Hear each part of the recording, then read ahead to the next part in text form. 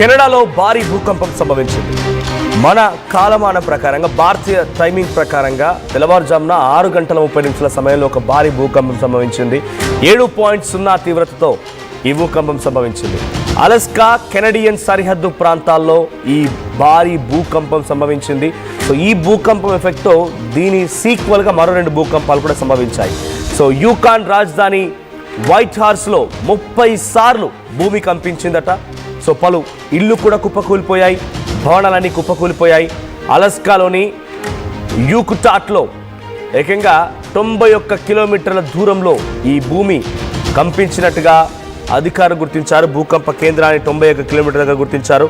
So powerful earthquake strikes యూకున్ ప్రాంతం అది north western Canada ప్రాంతానికి సంబంధించింది. ఒక్కసారిగా నార్త్ వెస్టర్న్ కెనడా ఇక్కడ చూడండి, అది మీకు సముద్ర తీరానికి కొంత సమీపంగా ఉన్నటువంటి ప్రాంతం. సో అక్కడి టైమింగ్ ప్రకారంగా మధ్యాహ్నం 1:41 సమయానికి ఈ భూమి కంపించింది. సో 5 కిలోమీటర్ల దగ్గరే ఈ భూకంప కేంద్రాన్ని గుర్తించారు. సో అంటే పలుమార్లు ఈ భూమి కంపించింది. సుమారుగా 4-5 సార్లు ఈ భూమి కంపించింది. మొదటిసారిగా 7.0 తీవ్రతతో భూమి కంపిస్తే 10 కిలోమీటర్ల దగ్గర ఈ భూకంప కేంద్రాన్ని గుర్తించారు. మరోవైపు నార్త్ వెస్టర్న్ కెనడాలోని వివిధ ప్రాంతాల్లో కూడా ఒకసారి హోల్డ్ చేయండి. సో ఇక్కడ మీరు చూడండి, అక్కడ రెడ్ కలర్లో కనిపించేవన్నీ కూడా రెడ్ కలర్లో కనిపించినటువంటి ఆ ప్రాంతంలోనే భూమి కంపించింది. సముద్ర తీరానికి సమీపంగా ఉండేటువంటి ప్రాంతం. సో ఒక్కసారిగా 7.0 తీవ్రతతో ఈ భూమి కంపించడంతో నార్త్ వెస్టర్న్ కెనడా పార్ట్ మొత్తం కూడా ఒకసారిగా వణికిపోయింది. మీ అందరికీ తెలుసు, ప్రతిసారి కూడా భూకంపం వచ్చినప్పుడల్లా మీకు ఆర్టీవీ చెప్తుంది ఒకటే మాట, టెక్టానిక్ ప్లేట్స్లో కదలికల సందర్భంలోనే ఈ భూమి కంపిస్తూ ఉంటుంది. దగ్గరగా అంటే చుట్టూ ఎక్కువగా సముద్ర తీరాలుండి చిన్న చిన్న భూ ప్రాంతాలు కనుక ఉంటే అక్కడ ఎక్కువగా ఇటువంటి భూకంపాలు సంభవిస్తూ ఉంటాయి. సో అందుకే జపాన్ లాంటి ప్రాంతాలు ఎక్కువగా ఐలాండ్స్ ఉన్నాయి కాబట్టి అక్కడ భూమి కంపిస్తూ ఉంటుంది. కెనడాలో చాలా ఏళ్ల క్రితం ఈ స్థాయిలో భూకంపం నమోదైతే ఇప్పుడు మళ్ళీ అలస్కా కెనడియన్ సరిహద్దు అయినటువంటి యూకున్ ప్రాంతంలో మళ్ళీ భూమి కంపించింది. సో కింద మీరు చూడండి, మ్యాగ్నిట్యూడ్ 7.0 అండ్ అక్కడ డెప్త్ వచ్చేసి 2 కిలోమీటర్స్.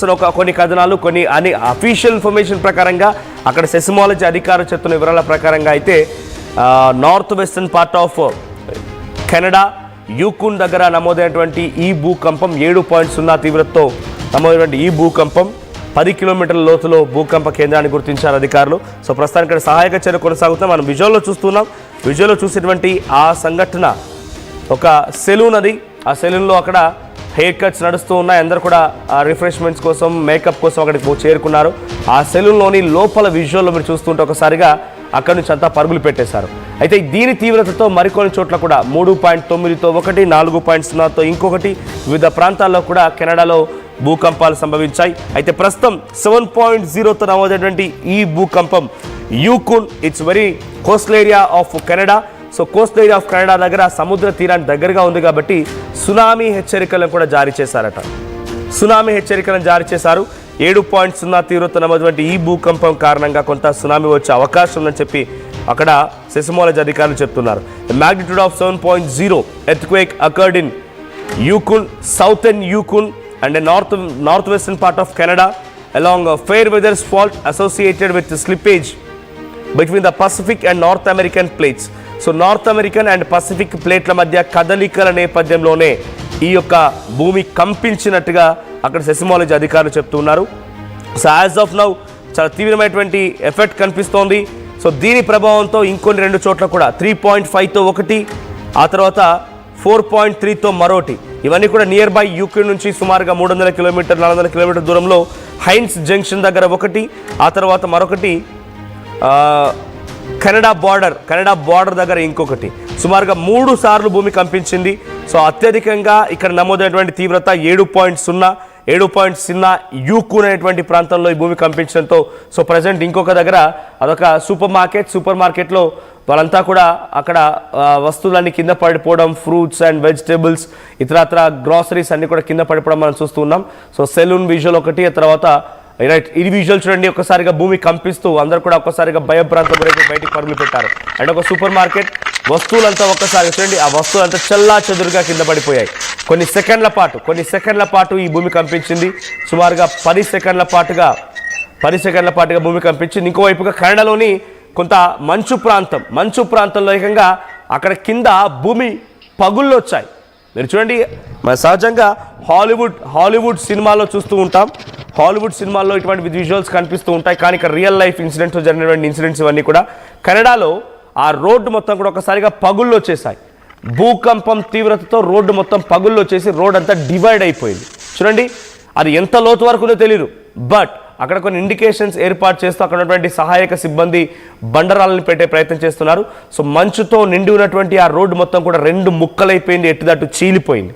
సో ఆ రోడ్డు ఇప్పుడు ప్రస్తుతానికి నిరుపయోగంగా, అంటే ఉపయోగం లేకుండా ఉండిపోయింది. అక్కడ పక్కన మీరు చూడండి, ఎర్త్క్వేక్ అనేటువంటి ఒక బోర్డు కూడా అక్కడ ఏర్పాటు చేశారు. సో ఎర్త్క్వేక్ అనేటువంటి ఆ బోర్డు ఏర్పాటు చేసి దాని ప్రభావంతో వచ్చినటువంటి ఈ పగులు అని చెప్పి చూపిస్తున్నారు. సో కొంత టిపికల్ సిచ్యువేషన్ ఉంది కెనడాలో.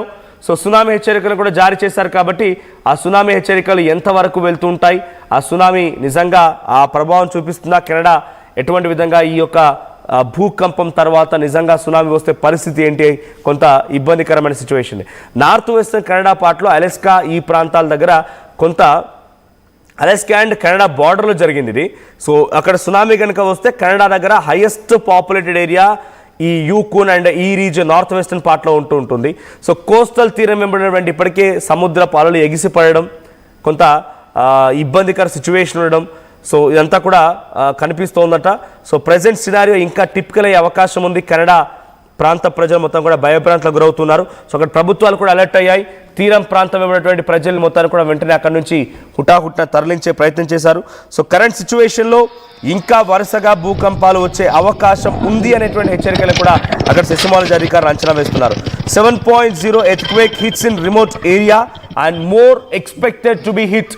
అంటే ఇంకా వచ్చే అవకాశం ఉంది అనేటువంటి అంచనానే కెనడాకు సంబంధించిన సెస్మాలజీ అధికారులు అక్కడ అంచనా వేస్తున్నారు.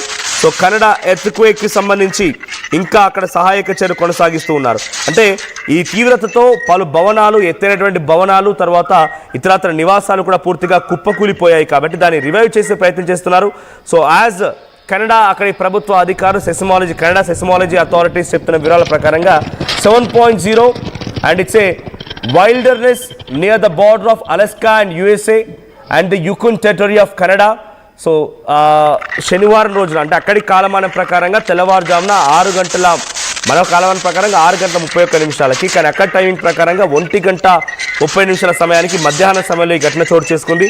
It was very strongly felt in Whitehorse, Yukon and surrounding remote areas. There were numerous reports of objects falling off shelves and walls. అంటే చాలా సంఘటనలు కూడా ఉన్నాయి. చాలా పెద్ద ఎత్తున అక్కడ వస్తువులు పడిపోవడాలు, షెల్ఫ్స్ విరిగిపోవడాలు, నివాసాలన్నీ కూడా ఒకసారిగా ఊగిపోవడాలు, నివాసాలు కుప్పకూలిపోవడాలు అన్నీ కూడా జరుగుతూ ఉన్నాయి. సో ప్రజెంట్ అయితే ఇంకా అక్కడ ఎటువంటి నష్టం జరిగిందని అంచనా వేయలేకపోతున్నామని చెప్తున్నారు. సో క్యాజువాలిటీస్ కూడా ఇంకా నమోదు చేయలేకపోతున్నామని చెప్తున్నారు. సో సునామీ హెచ్చరికలు అయితే జారీ చేసినట్టుగా తెలుస్తోంది. సునామీ హెచ్చరికలను జారీ చేశారు. సో దీని తర్వాత ఇంకా రిలేటెడ్గా మల్టిపుల్ షాక్స్ కూడా వచ్చాయి. సో ఈ ఇన్సిడెంట్ తర్వాత ఇంకా మల్టిపుల్ షాక్స్ కూడా అక్కడ ఎరైజ్ అయ్యాయి. ఇందాక నేను చెప్పినట్టుగా 7.0 తర్వాత 3.5 ఒకటి, 4.3 ఒకటి, ఇంకా మల్టిపుల్ షాక్స్ వస్తున్నాయి. సో ఇంకా ఈ తీవ్రతతో ఇంకా కొంత కదలికలు వచ్చే అవకాశం ఉందన్నట్టుగా చెప్తున్నారు. Pacific plates and north western plates ప్రకారంగా ఈ కదలికల నేపథ్యంలోనే ఈ ఇన్సిడెంట్ జరిగిందనేది అక్కడ సెస్మాలజీ అధికారులు చెప్తున్న నేపథ్యంలో ఇంకా ఇటువంటి భూకంపాలు రావచ్చు, చిన్న చితక భూకంపాలు ఇంకా వచ్చే అవకాశం ఉంది. సునామీ హెచ్చరికలు ఉన్నాయి. సో కొంత హైలైట్ కొనసాగుతుంది కెనడాలో. So north western part of కెనడాలో కొంత హైలైట్ కొనసాగుతున్న నేపథ్యంలో తీరం వెంటనే ప్రజలు కూడా అక్కడ నుంచి ఎవాక్యువేట్ చేయించే ప్రయత్నం అక్కడ అధికారులు చేస్తున్నారు. సో ప్రెసెంట్ ఇంకా అక్కడ ఎటువంటి సిచ్యువేషన్ నెలకొంది అనేది కొంత ఆ విజువల్ చూస్తే అర్థమవుతుంది. ఒకసారి ఆ సిచ్యువేషన్లో ప్రజలంతా బయటికి పరుగులు పెడితే ఎటువంటి కేకలు వేశారు, ఆ విజువల్ చూడండి.